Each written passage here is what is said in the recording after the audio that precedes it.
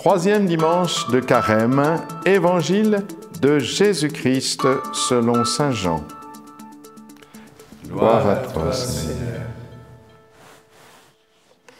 Comme la Pâque juive était proche, Jésus monta à Jérusalem.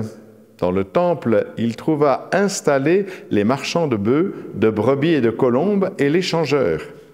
Il fit un fouet avec des cordes et les chassa tous du temple, ainsi que les brebis et les bœufs. Il jeta par terre la monnaie des changeurs, renversa leur comptoir et dit aux marchands de colombes, « Enlevez cela d'ici.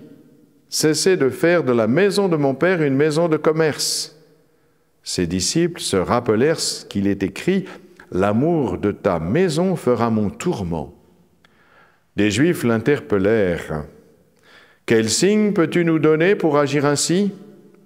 Jésus leur répondit, « Détruisez ce sanctuaire, et en 3 jours je le relèverai. » Les Juifs lui répliquèrent, « Il a fallu 46 ans pour bâtir ce sanctuaire, et toi, en 3 jours, tu le relèverais ?» Mais lui parlait du sanctuaire de son corps. Aussi, quand il se réveilla d'entre les morts, ses disciples se rappelèrent qu'il avait dit cela. Ils crurent à l'Écriture et à la parole que Jésus avait dite. Pendant qu'il était à Jérusalem pour la fête de la Pâque, beaucoup crurent en son nom à la vue des signes qu'il accomplissait. Jésus, lui, ne se fiait pas à eux, parce qu'il les connaissait tous et n'avait besoin d'aucun témoignage sur l'homme. Lui-même, en effet, connaissait ce qu'il y a dans l'homme. Acclamons la parole de Dieu. Louange à toi, Seigneur Jésus. Voilà cet épisode très célèbre où Jésus chasse les marchands du temple. Alors évidemment, ça nous gêne un peu, ce fait que Jésus ait l'air de se mettre en colère. Il n'est pas en colère, il chasse les marchands du temple, il est dit clairement ceci. Alors les gens gentils sont un peu choqués, voilà. Et puis les hypocrites, eux, se servent de cet épisode pour montrer que Jésus pouvait être violent finalement, comme tous les autres prophètes. Eh bien, 2 choses. D'abord, je voudrais rassurer les gentils. Voilà, messieurs, mesdames, oui, Jésus est humble, il est doux et humble de cœur. C'est Jésus qui a dit à Pierre, « Rentre ton épée, celui qui prend l'épée périra par l'épée. » C'est Jésus qui a dit, « Heureux les artisans de paix, ils seront appelés fils de Dieu. » Donc il n'y a aucun doute là-dessus. Et aux hypocrites, puisqu'ils ont besoin d'une réponse, je dis, Jésus prend simplement des cordes, comme le faisait mon grand-père, vous savez, pour rentrer les vaches sans leur faire du mal, en frappant simplement sur le sol. Et puis, après tout, renverser les tables n'a jamais fait de mal à personne. Quant à l'argent répandu sur le sol, eh bien, la seule chose qu'il puisse faire, c'est provoquer un lumbago chez les personnes cupides qui les ramassent. Donc, Jésus accomplit simplement un signe messianique qui était annoncé par le prophète Zacharie. Il n'y aura plus de marchands dans la maison du Seigneur en ce jour-là. C'est le prophète Zacharie qui l'avait dit. Et le prophète Malachie avait dit aussi ceci. Et soudain entrera dans son sanctuaire le Seigneur que vous cherchez, car il est comme le feu du fondeur et comme la lessive des blanchisseurs. Mais au fond, fondamentalement, pourquoi ce geste? Parce que lorsque le Messie viendra, la grâce de Dieu sera donnée. Le mot grâce, vous le savez, est la même étymologie que le mot gratuité. C'est-à-dire la grâce, c'est un don gratuit. Et les dons de Dieu ne se monnaient pas. L'éternelle tentation de l'homme, c'est d'être avec Dieu dans une loi de réciprocité. Donnant, donnant, comme on dit aujourd'hui. Alors, eh bien, on ne donne rien à Dieu. Dieu, c'est la perfection. De quoi a-t-il besoin? De rien du tout. Il est la plénitude. On reçoit de Dieu, mais on ne donne rien à Dieu. La question, véritablement, pour nous, et en particulier dans ce temps de carême, pourquoi avons-nous tant de mal à accueillir les dons de Dieu avec gratitude? Parce qu'on a besoin de justifier de son existence. On a besoin tous de mériter quelque chose. Et même quand on se tourne vers une transcendance dans toutes les civilisations, on offre quelque chose à Dieu, quelque chose qui paraît important. Vous savez, au temps des Cananéens, au dieu Moloch Baal, on sacrifiait même des humains et des enfants aux dieux païens.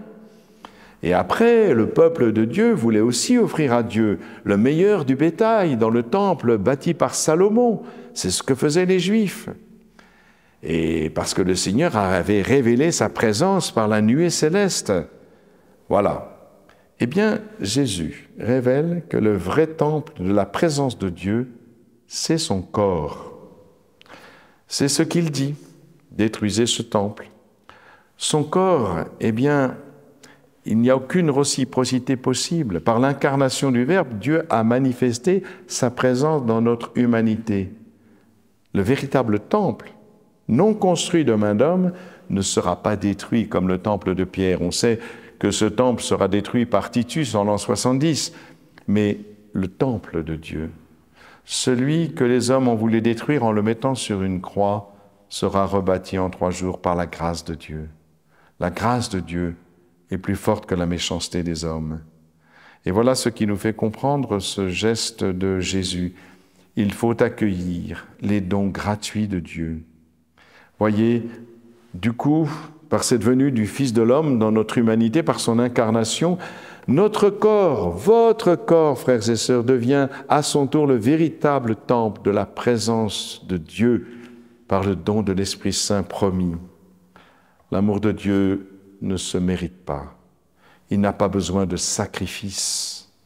Le seul sacrifice qui plaît à Dieu, c'est le sacrifice d'action de grâce, celui que Jésus offre à son Père sur la croix en notre nom. Eh bien, c'est à la messe, frères et sœurs, à la messe à laquelle vous assistez, nous assistons. C'est dans ce lieu que le sacrifice d'amour est rendu présent. Il est rendu présent et comme il y a une messe à tout instant sur la surface du globe, cette action de grâce est éternelle. C'est bien l'unique sacrifice du Christ qui est rendu présent au travers de notre temps et de notre espace, au travers des siècles. C'est ce sacrifice éternel. Et nous, puisque Eucharistie veut dire action de grâce, nous entrons dans cette action de grâce. Le sacrifice d'amour du Christ est offert en action de grâce. Et nous nous associons, vous savez, quand vous êtes présents à la messe, et quand nous présentons à Dieu justement par lui, avec lui et en lui, à toi Dieu le Père Tout-Puissant, eh bien, quand vous dites Amen, ça veut dire que vous vous associez au don de Jésus à son Père et que vous participez à ce don. Vous n'offrez rien, vous ne méritez rien, vous participez simplement à cette immense action de grâce, à cet amour infini qui se révèle et auquel vous adhérez et que vous accueillez librement et gratuitement. Voilà, du coup, ainsi notre corps lui-même devient un lieu sacré. Alors, pas de cupidité, pas de débauche, pas de méchanceté, ni de pulsion de mort. Voilà, ça, ce sont les marchands du temple qui encombrent notre parvis, qui encombrent notre corps. Le temple de Dieu, c'est cela. C'est tout ce qui nous envahit et qui n'est pas à Dieu. Chassons-les, nous aussi.